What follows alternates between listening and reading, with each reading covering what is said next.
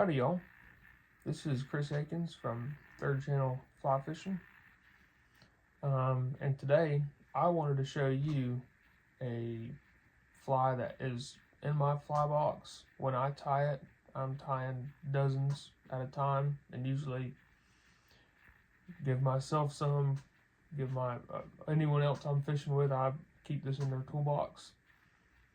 Trout, proven, very caught multiple trout on this one fly. So follow along in the rest of the video, and maybe you two can tie this thing up and have some good luck on the river. Okay, so before we get onto the vise and the materials, and I just start wrapping a hook up, I wanted to explain why I started tying this fly.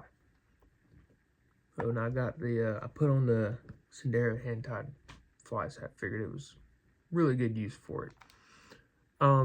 So winter fly fishing. It can be great, it can be terrible. And I was on a certain river multiple times. I encountered this, and as any fisherman does, especially us fly fishermen, we're looking in the water, or we're looking what's in the air, but we're trying to figure out what the fish are already eating. And I found myself finding a lot of stoneflies. Now, typically when we think of stonefly patterns, we think of big rubber legs. Sometimes we think of pheasant tails or hare's ear whenever it gets into the smaller sized stoneflies. But I would make this fly, and it's very small. It's a small stonefly pattern, but it's very heavy. So it's mainly for winter river fishing, like bigger river. We're in North Georgia, so our bigger rivers aren't west deep rivers. But when you need a size 20, 18, 22, 24 fly to get down to the bottom where the fish are at, unweighted pheasant tail or even a beaded headed pheasant tail is not going to do the trick unless you cast 15, 20 feet upstream and let it come down, let it swing down and finally get to where it needs to be.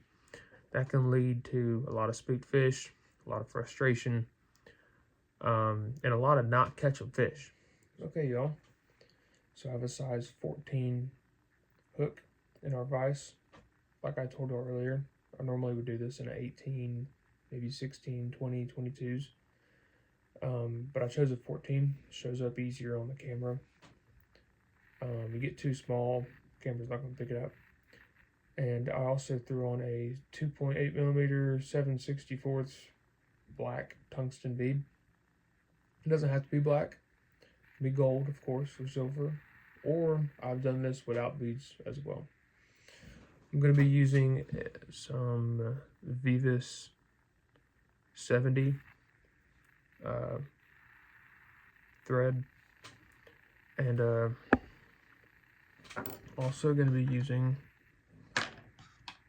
some, what size is this? 0.015, and this is a little bit bigger. You maybe could do smaller, but we'll make it work. Some lead wire. So let me pinch off a little bit right here, and let's begin. So when I'm tying lead, also I will say this is not going to be a pretty fly, and I'm not a professional fly tyer, but I tie this fly and I catch fish, and I just wanted to share this information. So if there's any feedback on fly tying in the comments, just let me know. But this works. I found to prevent slipping of the lead wire, I like to do a little thin, just quick layer of the thread right here. Give the lead something to grab onto.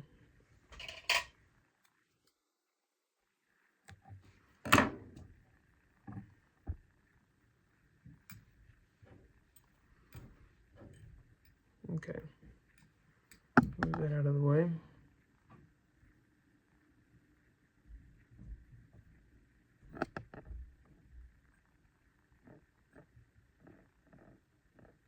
Now, like I said, I'm fishing this thing deep.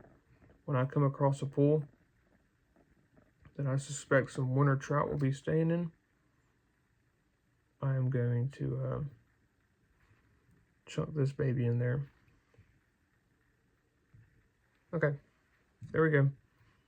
Nice little piece of lead. For the next part, I'm going to take some black dubbing. You could also use some chenille. It doesn't have to be black either.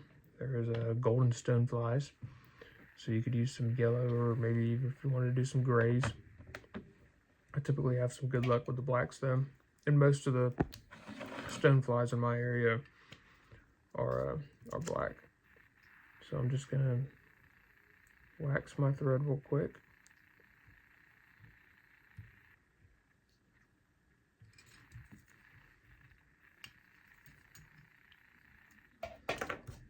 Shout out to Hairline and their 12 most popular dubbing box.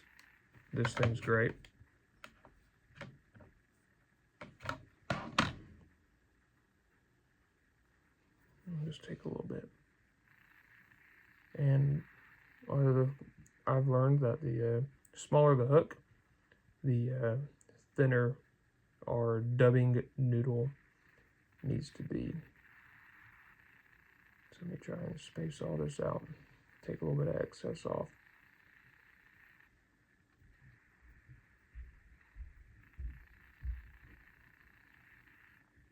Slide that joker up. Maybe a little more. Just a little more. Give us something to grab onto.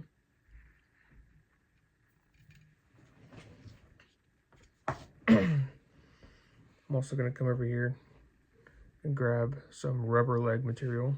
This is green. Doesn't have to be green. I just use green.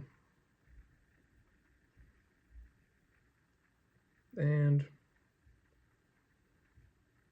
I'm going to fold 2 inches onto 2 inches. So what I mean by that, and this is rough estimation, is I'm guessing that's about 2 inches. I'm going to fold that back and cut right where it leaves. This does not have to be perfect at all. I'm going to take the middle of that, put my loop forward, and slowly, loosely wrap that first thread around. Kind of using my finger just to kind of slightly hold it in place. This does not have to be perfect. I promise you the trout will not care.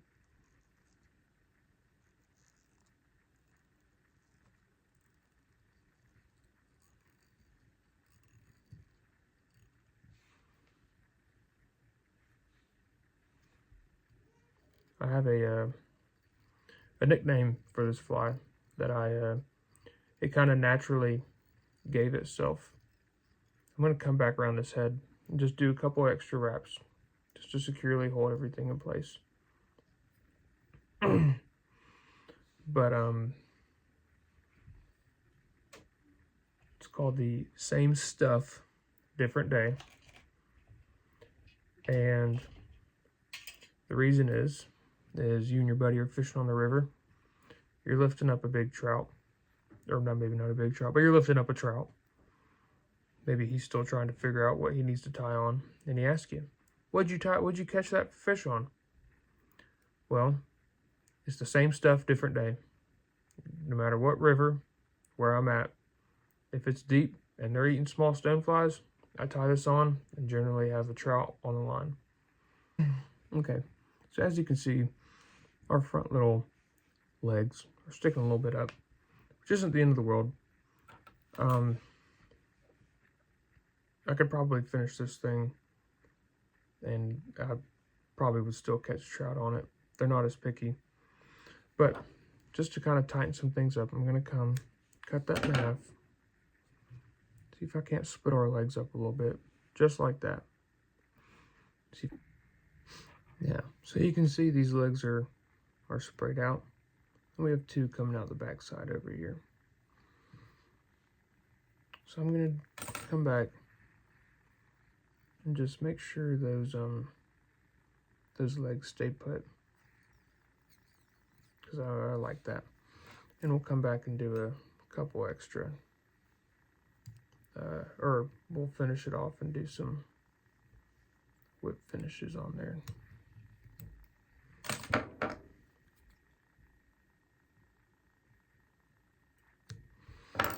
And I'll fine tune it just a little bit and trim these up a hair. I'm not getting a measuring tape out, as you can see. I'm just kind of eyeballing it. And that right there, that dog will hunt. That dog will go and catch a lot of trout. So sometimes I'll wrap some silver wire or gold wire around them. But that's the fly I wanted to show y'all. If y'all tie it, have success, comment it. If you like it, want to see more fly tying with me, Chris, on the 3rd channel, hit the like button and subscribe. Thank y'all.